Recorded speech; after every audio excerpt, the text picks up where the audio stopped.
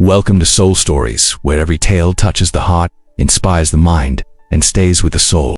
The evening rush had just begun at the Golden Spoon, the most luxurious and talked about restaurant in the entire city. Chandeliers sparkled above, soft jazz music flowed through the air, and the aroma of freshly prepared gourmet dishes filled every corner. The restaurant was packed, businessmen discussing deals, couples celebrating anniversaries, families enjoying rare evenings out. In the middle of this elegant chaos moved Maria, a kind-hearted and hard-working waitress known for her gentle smile and respectful nature.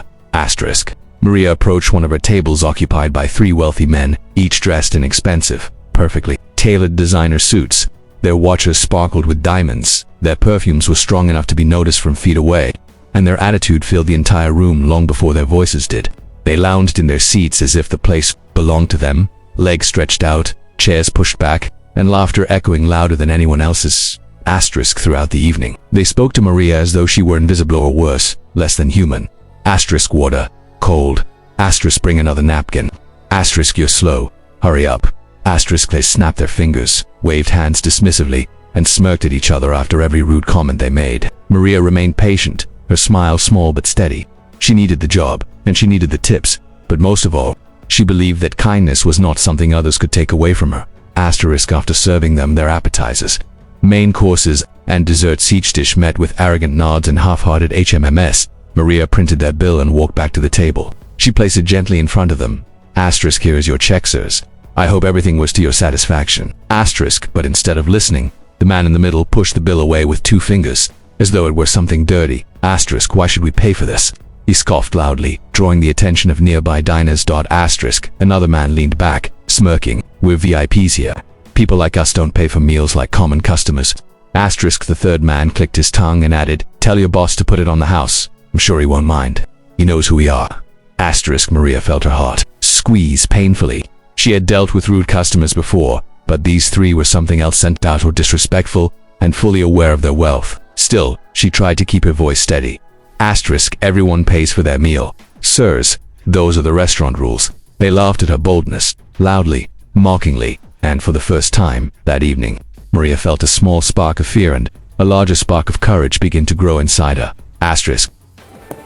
This is the moment we've been waiting for. Let's make it count.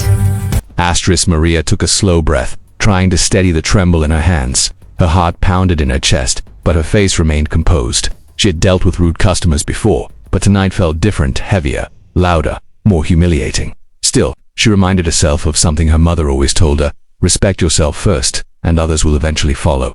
So she lifted her chin slightly and spoke with calm firmness. Sir, everyone pays for their meal. That's the rule, she repeated, her voice polite but unwavering.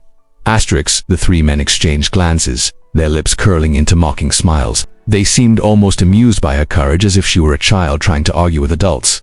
The second man leaned forward, folding his arms on the table and smirking.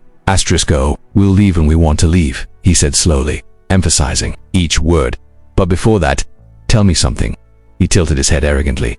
Do you even know who we are? The question wasn't meant to provide information. It was meant to intimidate. To remind her of the gap between their worlds. To make her feel small.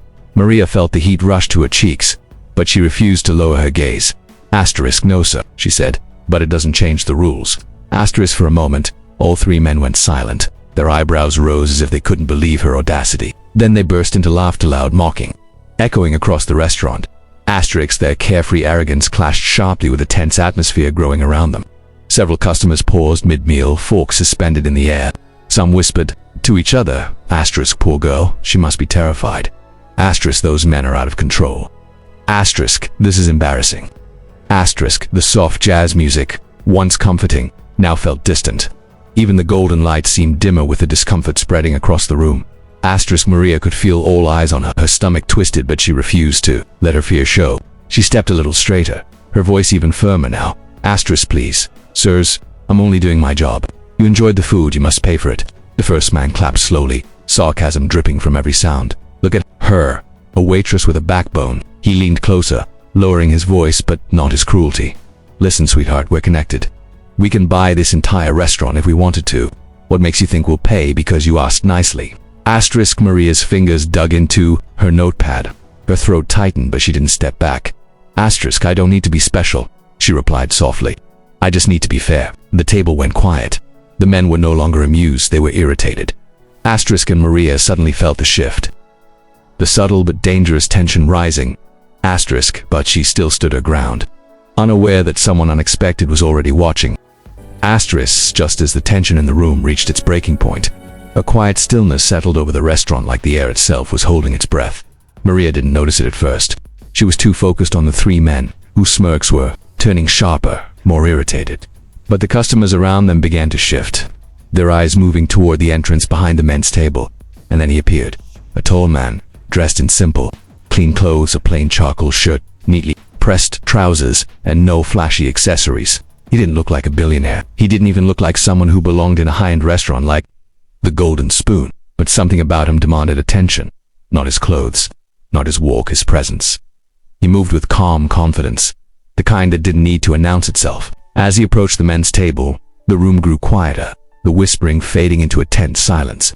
Maria felt someone standing behind the wealthy customers, and she looked up with weary eyes. Asterisk, is there a problem? The man asked softly. Asterisk, just 6 words, but the entire atmosphere shifted. His voice wasn't loud or threatening. It was calm, steady, and controlled, like someone used to being listened to. Asterisk. Maria let out a breath she hadn't realized she'd been holding.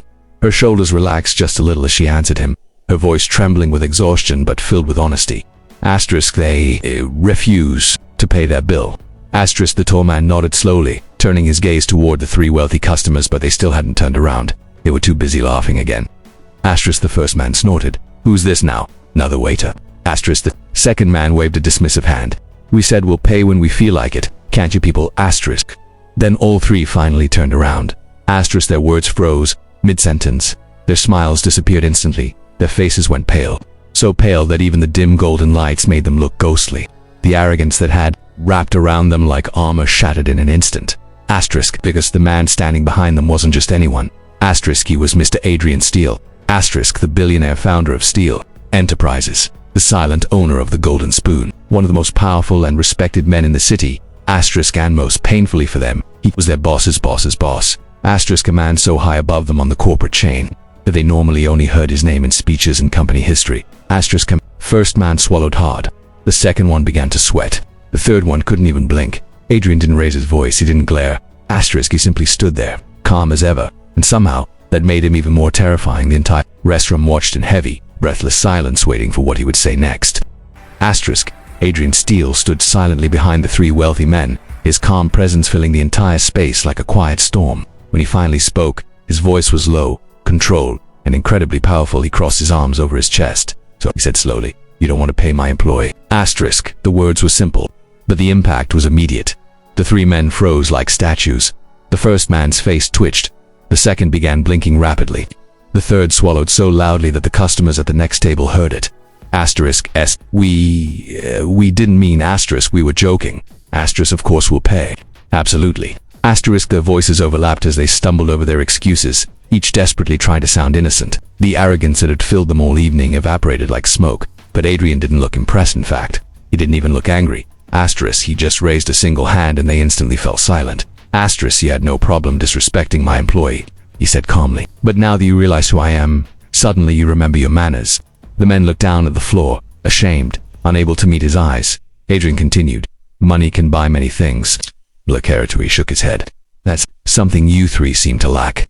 The first man opened his mouth to speak, but Adrian cut him off with a firm but quiet command. Enough. The restaurant was so silent that even the soft jazz music seemed to pause.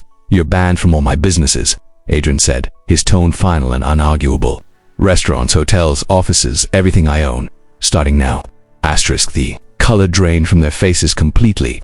This wasn't just embarrassment anymore, this was career ending. Their connections, their status, their privileges all vanished with one sentence.